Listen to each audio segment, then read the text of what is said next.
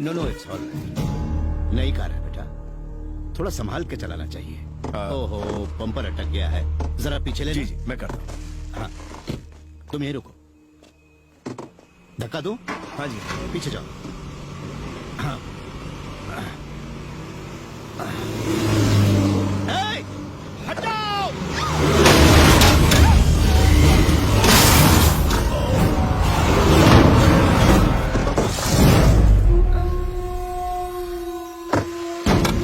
तुम लोग गाड़ी में बैठो। आओ डालो जल्दी जल्दी, कोई बच के जाने ना पाए। लाशों के ढेर बिछा दो। जल्दी जल्दी गाड़ी में बैठो।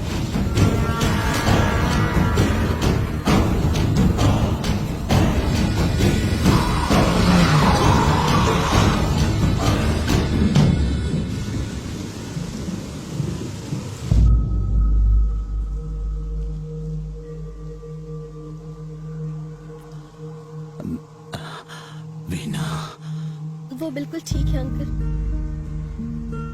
पर आप मेरी वजह से। मैं एम्बुलेंस बुला रही हूँ, हम मुंबई के किसी बड़े हॉस्पिटल में आपको एडमिट करवाएंगे। मेरा यहाँ एक बहुत जरूरी काम बाकी है। आपका जो भी काम है मुझे बता दीजिए। बेटा, वो मैंने एक प्रॉपर्टी अपने दोस्त को बेची थी, किसी ने उस पर कब्जा कर लिया। वो इसी गांव का ही है, मुझे उससे बात करनी है। उसको कहना है कि ये जमीन छोड़ दे। आपने ये जानबूझ के थोड़ी ही किया। पता चलने पर कुछ नहीं किया तो ये चीटिंग होगी, और मैंने कभी किसी को धोखा नहीं दिया। मुझे ऐसा कुछ नहीं करना जिससे मेरे दोस्त को नुकसान हो। मुझे उससे बात करनी है। आपके साथ ये किसने किया है?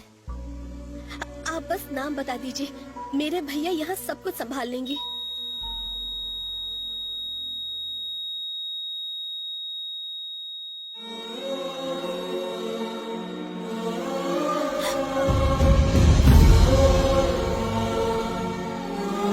एक्सीडेंट केस है। कहाँ है वो?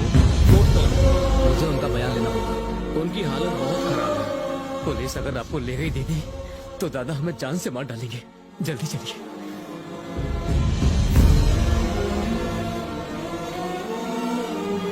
नहीं,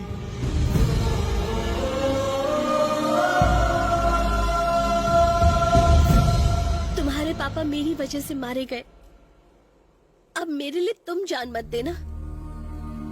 उस हादसे के बाद से हर रोज मैं ये बोझ अपने सीने पर लेकर जी रही हूँ। अब मैं और नहीं सह सकती हूँ। नहीं भैया, इसे छोड़ दो। देवराज, चाकू के वार से कहानी खत्म होती है। चाकू नीचे फेंक दो और एक नई कहानी शुरू करो।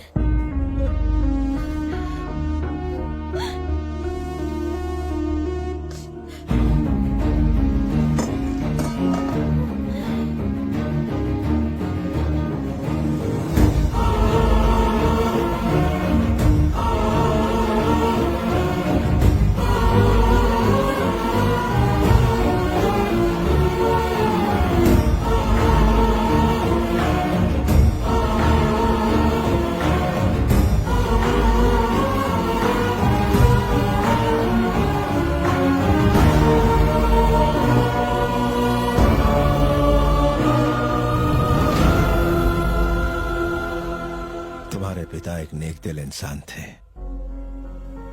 जो अपने आखिरी लम्हों में भी किसी और की भलाई के बारे में सोच रहे थे। मैं एक तलवार से 100 लोगों को मौत के घाट तो उतार सकता हूं, लेकिन मुझे अपने हाथों से किसी की जान बचाना नहीं आता जो उन्हें आता था। तुम्हारे पिता की महानता का सबूत इस बात से नहीं मिलता कि मेरी बहन जिंदा है। मेरे घर की खुशियां भी ये बयान नहीं कर सकती। इस घर की सजावट भी उसके आगे फीकी है। अगर ये पेपर्स इस बात का सबूत है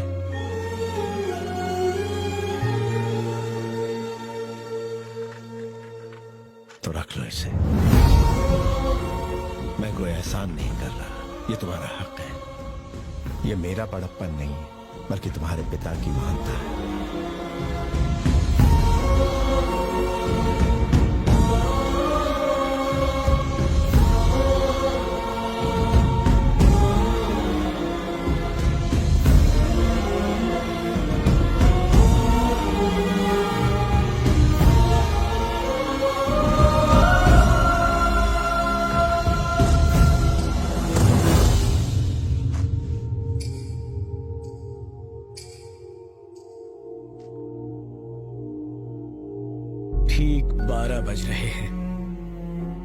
तुम्हारी मोहलत खत्म हुई।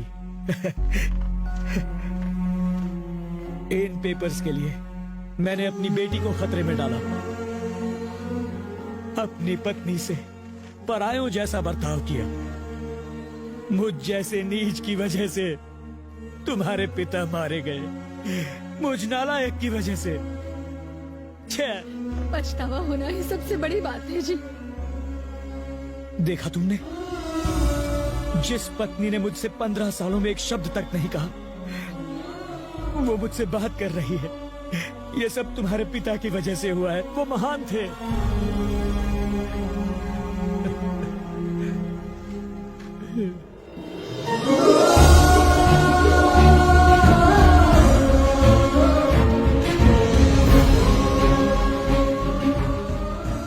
आपने मुझे जन्म दिया पापा।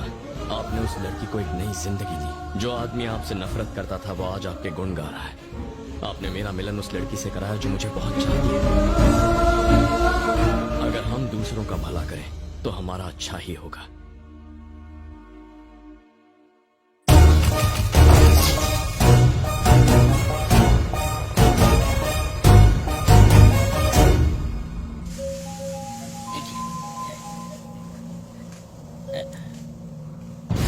कब से लगा रहा हूँ, मेरे आदमी मेरा फोन क्यों नहीं उठा रहे? वो हमारे आदमी किसी और लड़के को दूल्हा समझ के उठा के ले गए हैं। उस चक्कर में बेचारे खुद ही उठ गए। क्या मर गए क्या? सच बता, मर गए क्या? मर गए बोले तो हिल डुल नहीं रहे हैं वो। अच्छा है ना, अपनी पेमेंट बच गई। मैं आ रहा हूँ। देवराज की मौत देखे बिना मैं नहीं जाने वाला। तू रुकवा। कैसे गाड़ी चला रहा है?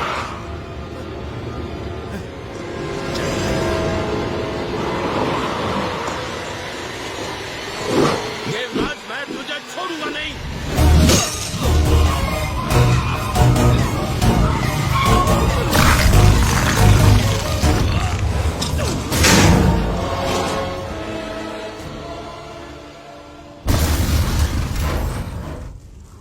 Hello hello.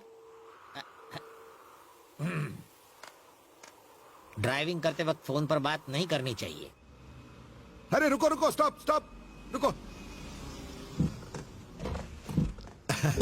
हाय बनी। अरे सर, आप यहाँ कैसे? ये क्या हो गया? ये कुछ नहीं।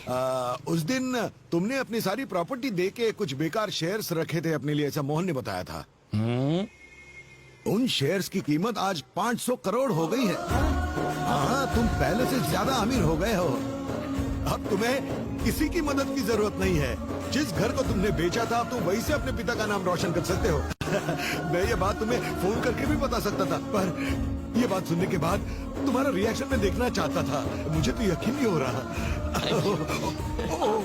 सॉरी सॉरी सॉरी सॉरी यार, सॉरी, गलती हो गई। संभाल। अरे क्या किया? पत्थर पड़े थे, इस हीरे को नहीं पहचान पाया। मैंने तो तुम्हें पहले ही बताया था। कब बताया? मेरी झूठ मत बोलो, मेरी बात ना सुनते। हमारी परेशानियां दूर करने के लिए मेरे हाथ में पड़ा ये रद्दी कागजात में करोड़ों। ये मेरी कहानी है। हर कहानी में एक हीरो होता है। वो जितनी बड़ी प्रॉब्लम सुलझाता है उतना ही बड़ा हीरो बन जाता है। और ये हीरो कोई भी हो सकता है, कोई आम आदमी भी, जिसके इरादे मजबूत हो। आपने महान शब्द की परिभाषा बदल दी। आप मेरी कहानी के हीरो हैं। आप एक हीरो हैं पापा। I am proud to be the son of Satyamurthy. आपने मुझे जो वैल्यूज दी वही मेरी पूंजी है।